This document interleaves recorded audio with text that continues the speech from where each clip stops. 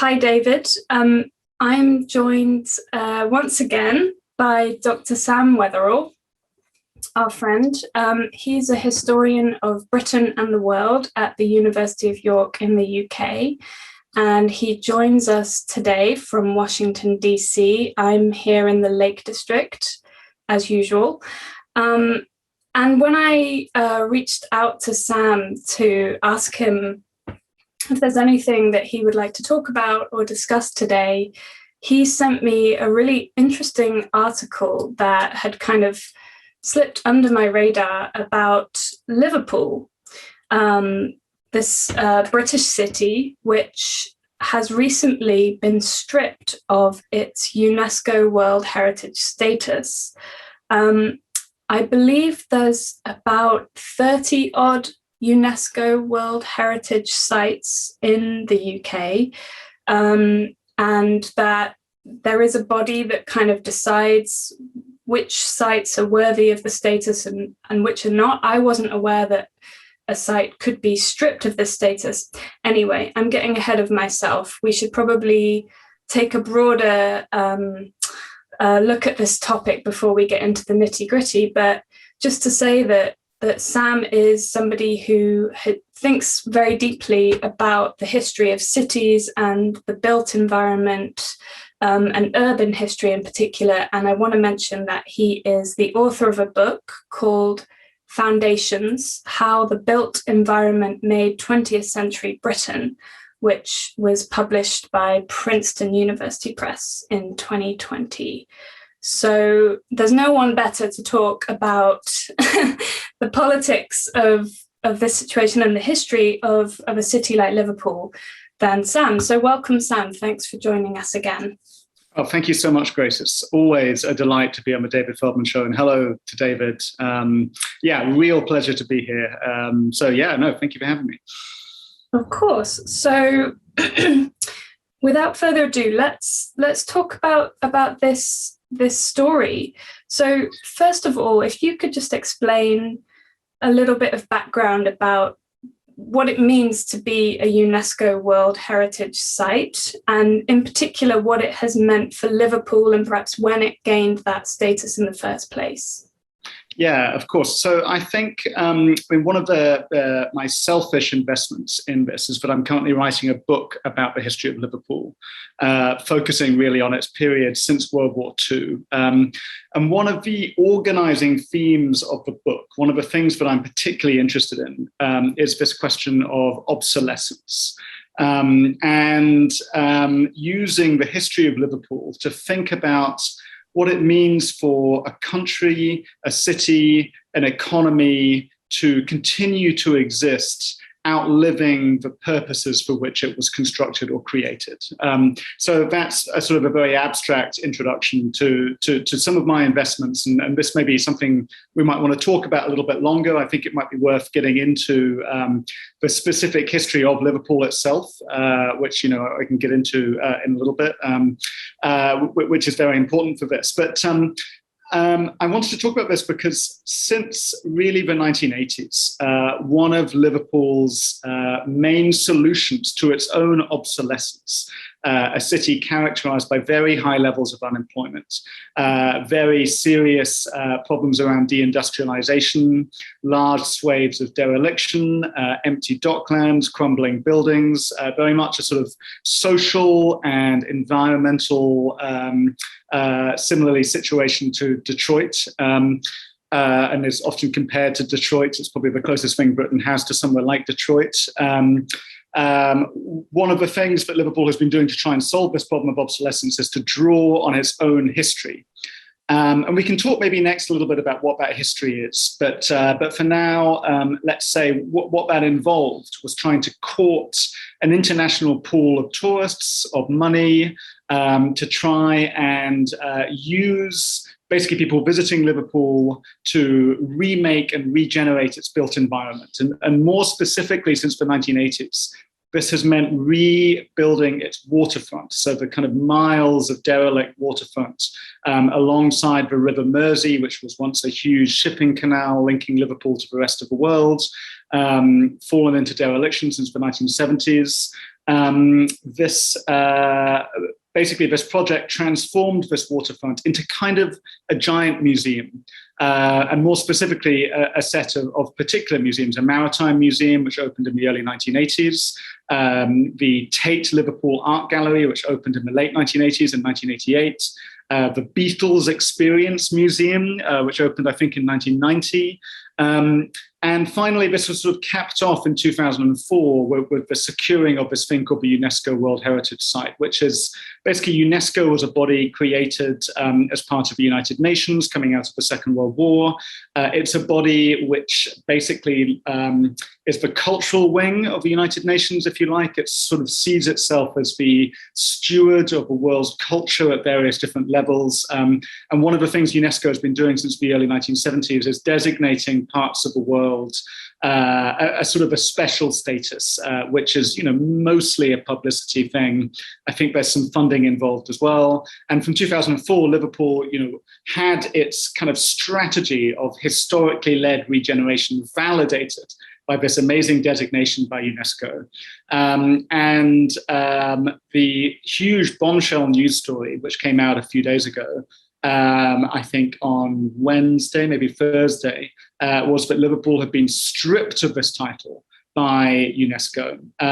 So this is the sort of background. I'm happy to get into, we can talk about why Liverpool was stripped of its designation. We could also begin a little bit earlier and talk about the history of Liverpool itself. What exactly is this history that is trying to be regenerated in the service of economic development? We can talk maybe about the sort of strange politics of deindustrialization and the ways that these kinds of projects are happening in similar ways particularly across the United States as well and other parts of the global north. I don't know, what do you think, Grace, would be a good place to get into this, or what's most interesting to you, perhaps? Well, I think certainly a little dive into the history would be good. And especially I'm interested to know from your perspective, I assume you've been spending some time in Liverpool researching your book.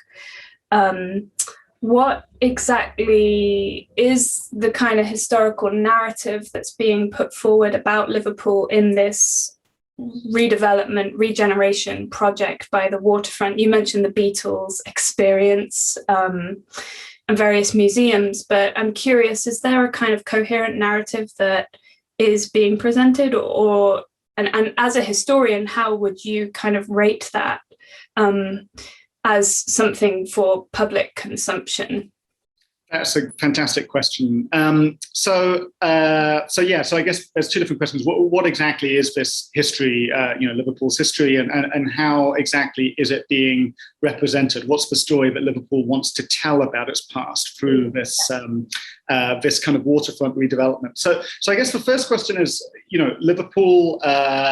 Liverpool's history is inseparable from the fact that it was Britain's foremost westward-looking Atlantic port beginning in the 18th century. So it was basically the thing that connected Britain to the broader world and more specifically to its empire. And even more specifically, what this meant for much of the 18th century was that Liverpool was the primary gateway for the British slave trade. Now, not that many, although it's still the case that some enslaved people passed through the city of Liverpool. It was more the case that Liverpool was where the shipments of material being manufactured, guns manufactured in Birmingham, textiles manufactured in Lancashire, were being shipped out of Liverpool, sent to the west coast of Africa, where they were being traded for enslaved people, which were then being famously shipped through the Middle Passage to Britain's colonies in the Caribbean, places like Jamaica, Barbados, places like what is now the southern United States, where the enslaved people were being traded for tropical commodities, sugar, for most of this period of history that Liverpool was doing this, and which was then being sent back to Liverpool. So Liverpool, even though not many enslaved people physically passed through Liverpool, this was the HQ of the British slave trade. This is where many of the British slave traders lived. huge amounts of wealth from the British slave trade sloshed onto the shores of Liverpool, remaking the city. I think by the late 18th century, close to half of all of the slaves traded in the world passed through the hands of, or were somehow implicated in Liverpool. It's where the ships that carried enslaved people were manufactured. So the first thing to say is that this is an extremely troubling history, and its implications reverberated long after the abolition of the slave trade in Britain, at the very beginning of the 19th century, and the abolition of slavery itself in 1833, 30 years later. In that, even after this period, Liverpool continued to be a sort of the sort of center of Britain's merchant shipping world. So what this looked like was essentially the forging of merchant shipping connections with West Africa, particularly with what's now Sierra Leone, and with South Asia, particularly China, particularly Hong Kong. And also with Ireland, which is obviously very close to Liverpool geographically. So throughout this sort of 100-year period, you had an enormous amount of migration to Liverpool, and an incredibly cosmopolitan community developing in Liverpool. Liverpool has the oldest Chinatown in Europe. It has one of the oldest Black communities in Britain and in Europe as well, going back to the mid-19th century. It has a very established Irish community, most of whom migrated during the famine in the 1840s. And so long before the supposed start date that Britain became multicultural, which is seen as, the sort of the middle of the 20th century, the moment that Britain stopped being homogeneously white, according to the sort of myth of British history, long before this happened, Liverpool was a multicultural, multiracial city with established Black churches, Black political organizations, Chinese restaurants, Chinese political organizations, and really these links that span the world.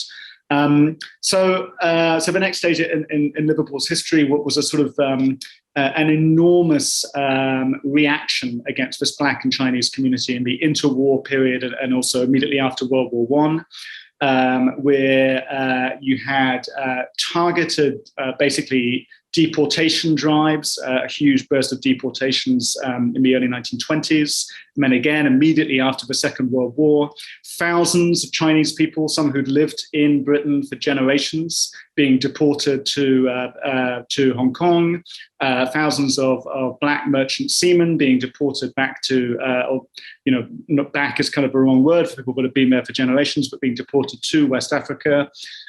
So just before Britain's sort of multicultural history kind of began, there was this incredible moment of sort of racialized violence taking place in the city of Liverpool itself.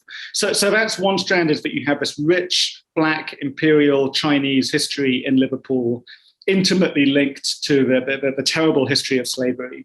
And then obviously, the other side of the story is the sort of development of dock work as it continued, and the slow decline of that after World War II. Containerization change was a sort of technical change in the way that goods were shipped around the world, completely devastated Liverpool.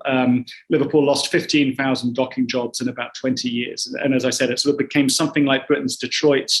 And by the 1980s, it had the highest unemployment rate, or unemployment rates equaling the Great Depression, Black unemployment rates around 75%, a sort of a big uprising among Britain's Black community in 1981, which was police using tear gas, the only time in Britain's history outside of Northern Ireland in which tear gas was used against its own population, other than in the Empire. Obviously, it was used many times during the Empire, but in Liverpool was the only place. So this is the kind of history. Now what story does the Waterfront tell? So on the one hand, there is a sort of a story told around the magnitude of these docks and these amazing spaces, the Maritime Museum and the Liverpool History Museum, both places which draw heavily on histories of like the Titanic, which sailed from Southampton, but it had some link with Liverpool. The Lusitania, famous ship that was blown up during World War I, which left from Liverpool. Obviously, the Beatles play a huge part in this story, as do sort of like technical Anunnaki histories of like ships and stuff. There is a International Slavery Museum, which is very controversial, partly because of the slightly incoherent narrative it tells. It was condemned by many of the Black community when it opens, partly because the Black community had felt kind of neglected by the city council until they saw this opportunity for regeneration and for history. So the answer is you have this very clear imperial history, but the actual way that it's represented is pretty chaotic. That's a very, very long answer, but that's what I would say. No, that's a great answer and an amazing summation of the rich and kind of often violent history of Liverpool. Just a little detail that sprung to mind as you were talking. A couple of years ago, I read a book called How to Hide an Empire by Daniel Immerwahr, and it's a wonderful history of US empire in particular. And he has a section about Liverpool in that book, talking about how actually the Beatles, in part, were inspired as young men. The members of the Beatles were inspired by the music that they were hearing that was kind of filtering over to them from the US military base that was set up, I guess, during the Second World War. And that there was a huge amount of kind of cross-fertilization of US culture in Liverpool at that time. That was just a kind of fascinating thing to contemplate. And I'm sure that in the Beatles music, the Beatles experience in Liverpool, one can hear more about that maybe. But I wanted to ask, on the topic of that history, and now getting to this question of the UNESCO World Heritage status, is there a sense in which the recognition of Liverpool as a World Heritage Site was linked to this effort of theirs to present their history in a certain way? I mean, is there a certain kind of standard that has to be met for these things to be awarded, would you say? Yeah, absolutely. So I guess a few different things. As I was sort of saying, Liverpool's huge crisis from the 1980s was its own kind of obsolescence as a city. Liverpool was once the 16th largest city in the world. It used to be the second largest city in England. It has lost half of its population in the space of about 60 to 70 years.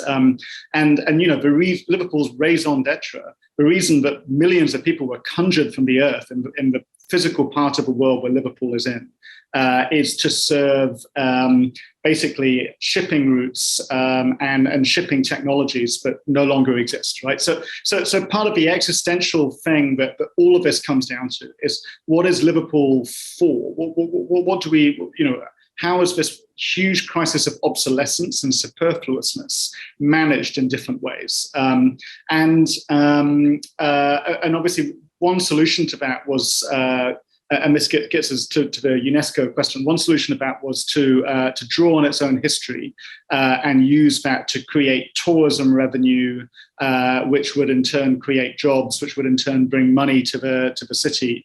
And I think that that was like a relatively, if partially successful sort of model as to how to do that. I think you can be quite critical about sort of the longer term effects of this. But the other route that Liverpool went down was a more direct route of basically sort of tax subsidies to attract other forms of sort of regeneration. So there was an enterprise zone, which was a sort of mini tax haven created in the south of Liverpool near its airport in the early 1980s. The remaining shipping port is to the north of the city. It's called Seaforth. It's a free trade zone, which means it's like a sort of a secured, extra sovereign, sort of bizarre, sort of extra legal zone for basically deregulated tax work. If anyone here has seen the movie Tenet, there's a whole scene set in a free trade zone. It's exactly that they built in Liverpool. So these two different models, one of preservation and one of very aggressive regeneration and courting of money, had previously worked quite well together.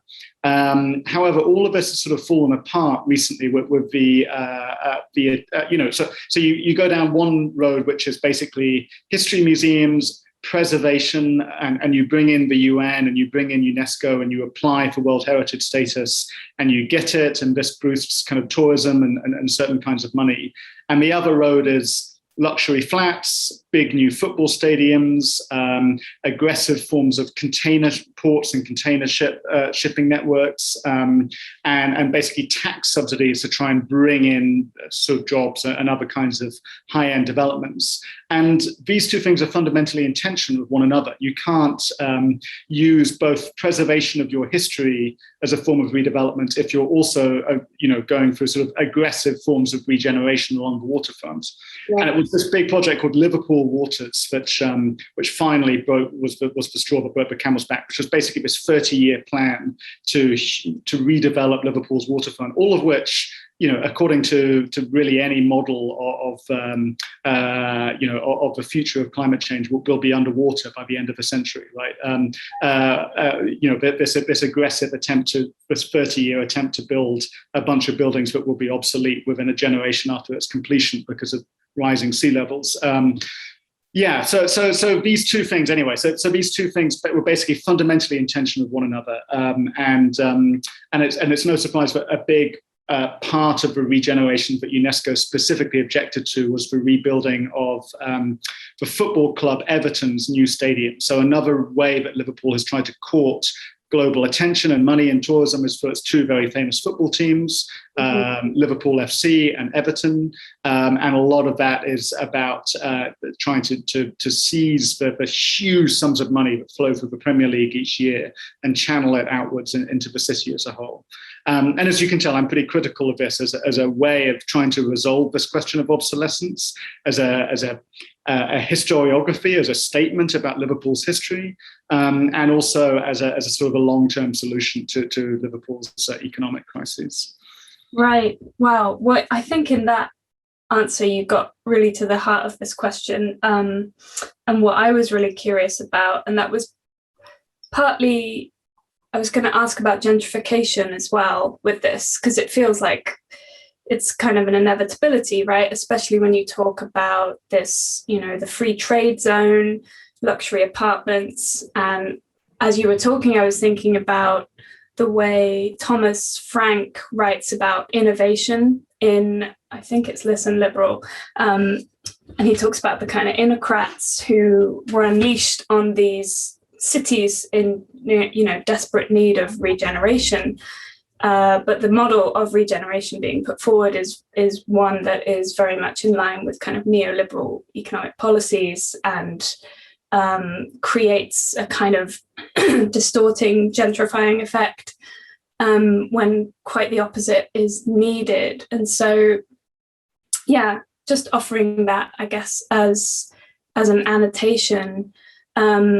And also, as you were talking, I was thinking about obsolescence, and it reminded me of a previous conversation we've had on the show about the monarchy as maybe the kind of ultimate obsolete kind of husk that's being, desperately put forward as the answer to kind of economic problems, generating revenue for the country. And really, it just all feels very hollowed out. And that seems to be of a piece with what's going on in cities like Liverpool.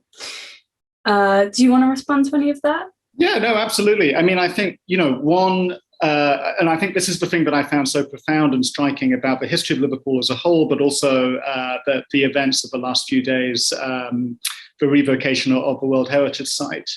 And I think that, on the one hand, that there's a sort of the Thomas Frank story, which is the question of gentrification and supply side urban redevelopment, which is a problem all across the former industrial global north, right? The story of Liverpool is also the story of Baltimore. It's the story of Rotterdam. It's the story of Philadelphia. It's the story of Oakland.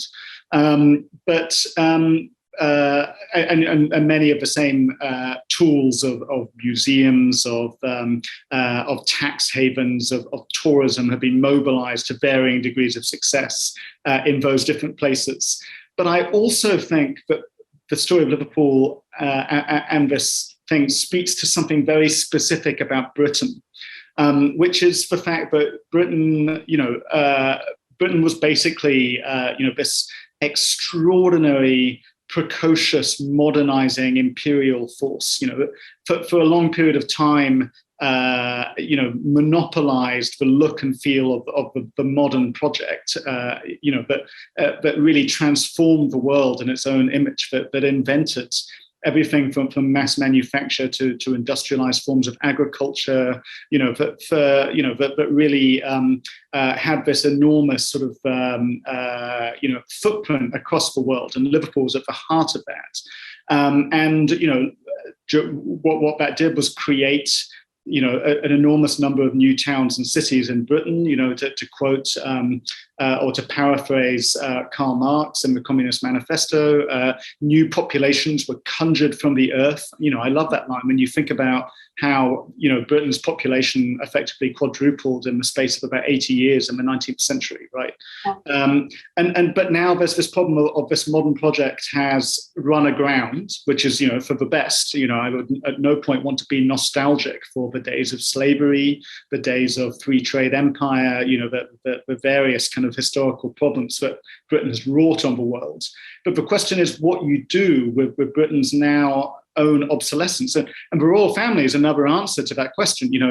But those of you in the audience who may have heard me make a similar point when we talked about the royal family before, the royal family from the 1950s had to effectively be reinvented as a sort of Hello magazine, sort of like quaint tribute to Britain's imperial past, in a way that sanitized Britain's own history, in a way that airbrushed out a lot of its modernity and precociousness, and allowed Britain to project this image of itself as this sort of like chaotic, wealthy, weird, bumbling kind of like backward place. And that was hugely ideologically significant both within and beyond Britain, and speaks to this question of what Britain is for now. Where once, if you were trying to look for the most radically modern place on earth, you would go to Manchester and be awed by these new machines and new types of people. Now we might go to Shenzhen to do that, right? Or maybe 50, 60 years ago, we might have gone to New York to do that. But what people come to Britain to do now is to look at an imagined medieval past, is like an escape from modernity. Right? People go to York, the city that I live and work in northern England, to walk along medieval city walls and to dress up as Vikings. And so in some senses, that sense of scale and modernity has been lost. And this is some of the what I'm trying to work out how to write about in this book. But this is the really big, profound stuff that I think the UNESCO World Heritage debates touch on. And obviously we're far beyond specific policy things and even far beyond Liverpool. This is the big existential crisis facing Britain, I think. Yeah. And, in our conversations, I find it so easy to slip into despair about the future of Britain, based on the history of Britain. And so I guess to close up this segment, I want to ask you, are there any kind of hopeful ways to think about these questions? And I mean, for me, it feels very much like the solution to this must be a political one, right? It can't be an aesthetic one. It can't be, Liverpool should try and get its UNESCO status back. It shouldn't build any ugly football stadiums on the waterfront. There has to be something kind of coherent that we can put forward in response to this obsolescence question. And just as a historian who's thought a lot about this, what have you landed on? God, that's a very difficult question. I feel like, and I know we've both talked about this before, how easy it is to to feel quite a lot of despair when thinking about the situation in Britain in a way that we don't feel while talking about what is objectively also quite a similarly appalling situation in the United States, as both of us have lived and worked in both countries. Sorry, go on. No, just to interrupt, which, by the way, the reason I kind of highlight this as a problem is that I feel like we very easily could be caricatured by our political adversaries as, just grumbling leftists, kind of doom and gloom, it's all pessimism. And so I want to have a kind of a response to that, to preempt those people, because I think that there is, the kinds of politics we talk about on this show, they are inherently hopeful. Once you kind of get past the, immediate challenges that we have. Yeah, so I think, maybe I would sort of suggest a sort of a breadbasket of ideas that are probably now fairly familiar to us, right? Maybe an alternative modern project which revitalizes deindustrialized areas through something like the Green New Deal, right? A way of, or what in Britain is called the Green Industrial Revolution, right? Which, what was a relatively coherent, or at least beginning towards being coherent project offered by the former leader of the Labour Party, Jeremy Corbyn, before he lost the last general election, and that has been sort of closed down a little bit, but those ideas aren't going anywhere. And I think what something like that would do would be a way of connecting the problems of the very real problems of unemployment and obsolescence with the very real problems of climate change, and thinking creatively along those lines. It would be a form of development and a form of modernity, but would look very different to like the Liverpool waterfront and Everton's football stadium. I mean, perhaps on a more, and we can imagine other kinds of people that think much more pragmatically about politics, much more technically about policy than I do, that share our politics, but, might talk about things like UBI, universal basic income, or things like what in Britain we might see as a sort of, what's it called, a sort of forms of comprehensive social care, basically ways of revitalizing the National Health Service, preventing it from being privatized by various American interests, which is happening a lot at the moment. I basically support a lot of those ideas and maybe even things that are a little bit more radical and go beyond that. But I'd also point to two other things. So the first is that, I think that the old traditionally male workerist labourism that emerged within Liverpool is not something to be nostalgic for. It was patriarchal, but most importantly, it was extremely white in a very, as we've seen, city with a very large black population. And so looking back to that kind of conservatism, or drawing on Liverpool's rich and in many instances wonderful history of strikes, of labour unrest, of sit-downs in car plants, of electing a very radical Labour council in the early 1980s, a sort of Trotskyist council, are wonderful, but they're not blueprints of the future. If we're going to look for blueprints from Liverpool's past, I would rather look for the blueprint, the cultural and political movements that came out of Liverpool's black community. The Black Caucus, Liverpool's Black Caucus within the City Council, which did amazing work around housing segregation in the early 1980s.